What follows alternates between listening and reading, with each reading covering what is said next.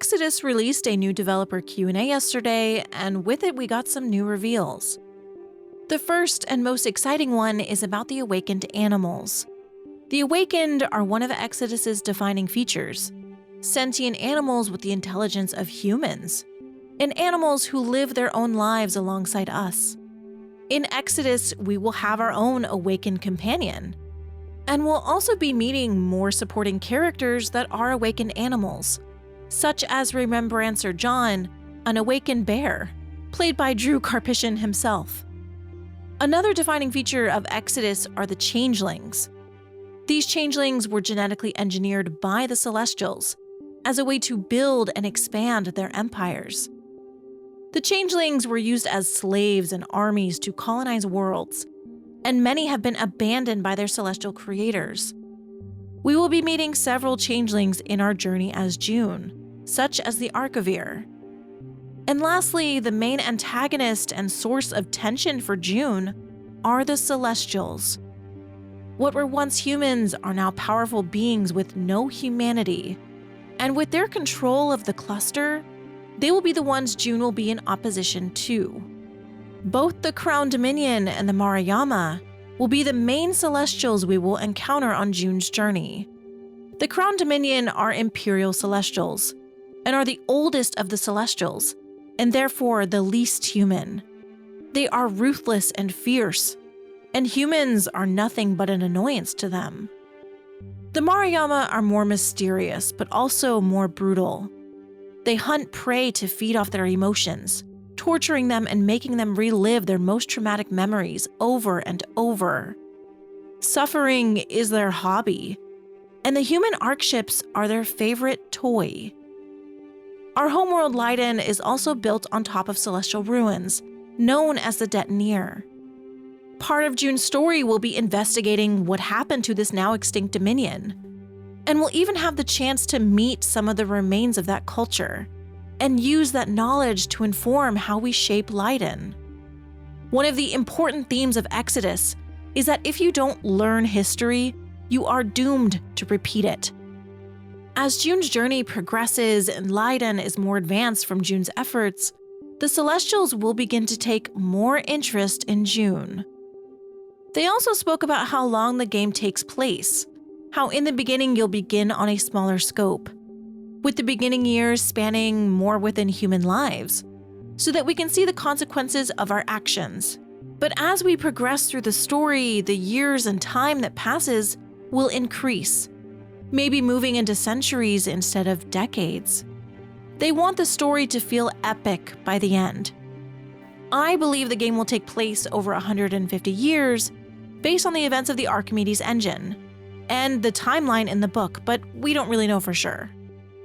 June will also be beginning their journey on a smaller scale when it comes to missions. As June, we will be exploring our home planet Leiden to learn its celestial history, and we will also be exploring our own star system while venturing out to others. The missions are linear with some exploration. We can sometimes choose the order that we want to do side missions or story missions, but the narrative is linear. They want to give players agency and choice, while also keeping the narrative the focus. They say it's like the original trilogy of Mass Effect or Knights of the Old Republic. As June, we will be exploring several locations, but the focus is very much on the choices we make and how we are shaping the story with those choices. They also explained a bit more about travelers and the different dynasties. If you haven't already picked up the Traveler's Handbook, I definitely recommend it. There's some very good lore in there, and it goes more into detail about the different dynasties. The Travelers are essentially the heroes of humanity, and they all have the same goal to help humans find their place in this new Centauri cluster. But how the Travelers do this is different, depending on the different dynasty. These dynasties also help progress the life of their own homeworlds. While you're on Exodus missions as a traveler, the dynasty on your homeworld will continue to shape it in your absence, based on your decisions.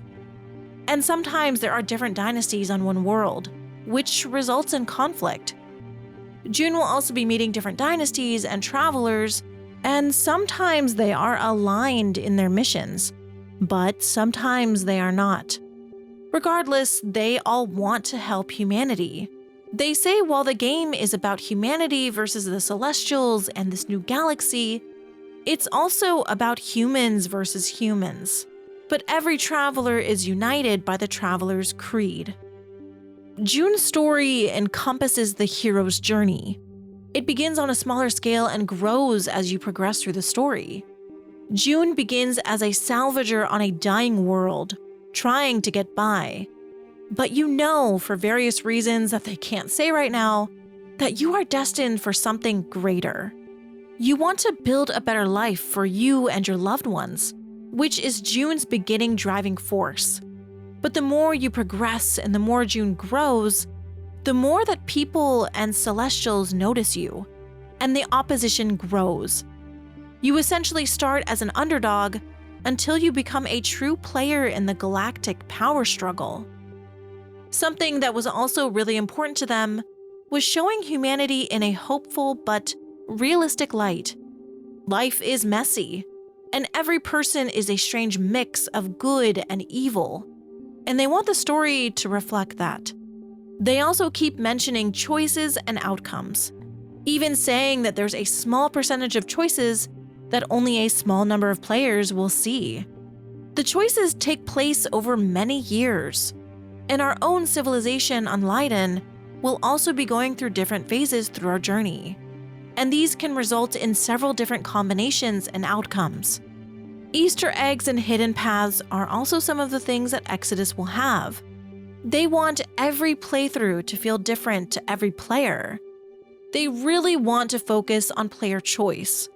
And while June is defined similarly to Commander Shepard, our choices will affect our story and our companions as well. Relationships are a huge part of the game, including romantic relationships. These relationships are complicated by going on Exodus missions, which will separate us from our loved ones for several years at a time. So our choices around relationships have the biggest impact on the story by a huge margin. Family, friends, romantic attachments, and everyone we meet will be affected by these relationships. And we'll even have relationships with powerful and influential people on Lydon. And lastly, they gave a little bit of information about the rot. While they did give vague answers and basically said that it is mysterious, we know that if we don't find a way to stop the rot, it will continue to destroy Lydon. And we know Lydon is suffering from it. The rot is a technovirus that degrades technology, and it will be important to June's story. It also seems like it will be affecting gameplay mechanics directly, and how we traverse the world. Everything that they've said in this Q&A basically says that Exodus at its core is about the story, characters, and choices. And that is everything new that we got from this Q&A.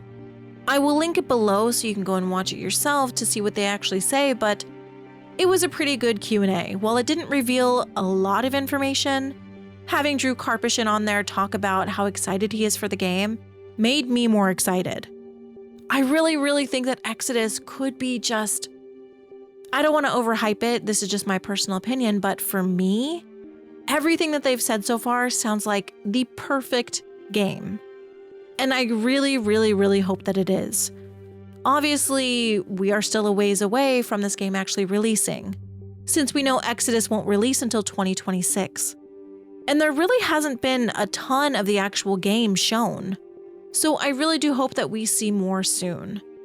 We do know that there are a bunch of books coming out, and there is still more Star Heists, more information on their website, more short stories. There is a lot that we know about Exodus right now, but I cannot wait to get my hands on the actual game. I will be covering everything Exodus once it releases as well, obviously all the news leading up to the actual launch, but once the game actually releases, I want to make a ton of lore videos. That will probably become the focus of my channel once we actually get to play the game.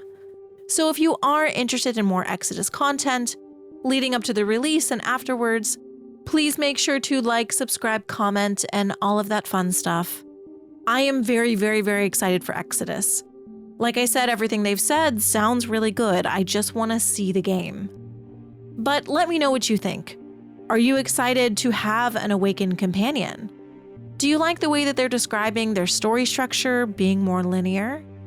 And what do you think of everything that they've said about June so far? Let me know in the comments, and thank you for watching. Thank you to my channel members, thank you to my Commander Shepherds, my Conrad Verners, and thank you to my N7 agents on YouTube. Your guys' support helps me make more videos, and I am so thankful. So thank you all, and see you next time.